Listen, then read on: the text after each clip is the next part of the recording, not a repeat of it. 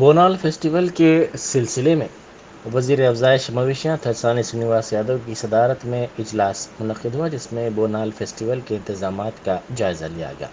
इस इजलास में रियासती वज़रा Mohammed Mahmood Ali, Sabitha Indra Reddy, chief secretary Somesh Kumar, DGP Mahender Reddy, शहर के अरकान असम्बली और दीगर ने हिस्सा लिया।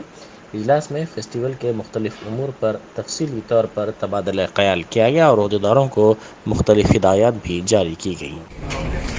పెద్దలు ఇంద్రకరణ్ రెడ్డి అన్న గారు, గౌరవ హోంశాఖ మార్షల్ మహమూద్ అలీ గారు, తోనిమల్లి విజయలక్ష్మి గారు మేయర్ గారు, డిప్యూటీ మేయర్ గారు శ్రీలత శోభన్ రెడ్డి గారికి, శాసన మండలి సభ్యులు ప్రభుత్వ విప్ ఎంఎస్ ప్రభాకర్ రావు గారు, అదేవిధంగా డీజీపీ మహేందర్ రెడ్డి గారికి,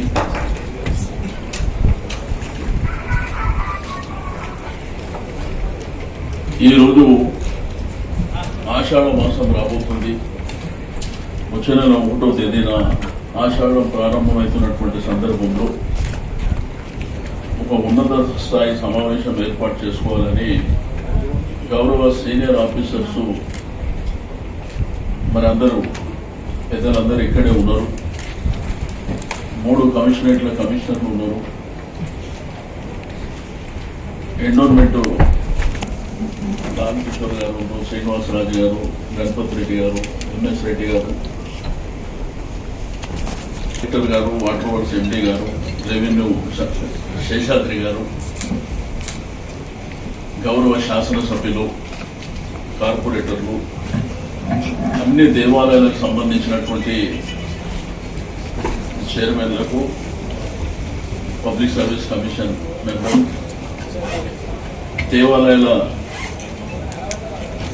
కమిటీ సభ్యులకు, ఉజ్జయిని మహంకాళి, అదేవిధంగా గోల్కొండ కానివ్వండి, గౌలిగూడ, అంబర్పేట్, అన్ని ప్రాంతాలకు సంబంధించి మా జిహెచ్ఎంసీ కమిషనర్ గారు,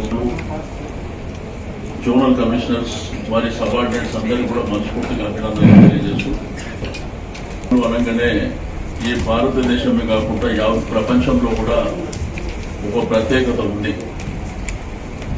అయితే తెలంగాణ ప్రభుత్వం వచ్చిన తర్వాత గౌరవ ముఖ్యమంత్రి గారు స్టేట్ ఫెస్టివల్ కింద అనౌన్స్ చేసిన తర్వాత ఈ రోజు 12 పండుగ చాలా గొప్పగా జరుపుకోవడం, గవర్నమెంట్ టెంపుల్సే కాకుండా ఒక 3000 టెంపుల్స్ కు ఆర్థికంగా కూడా సపోర్ట్ చేయడం ఈ దేశ చరిత్రలో ఎక్కడ లేదు.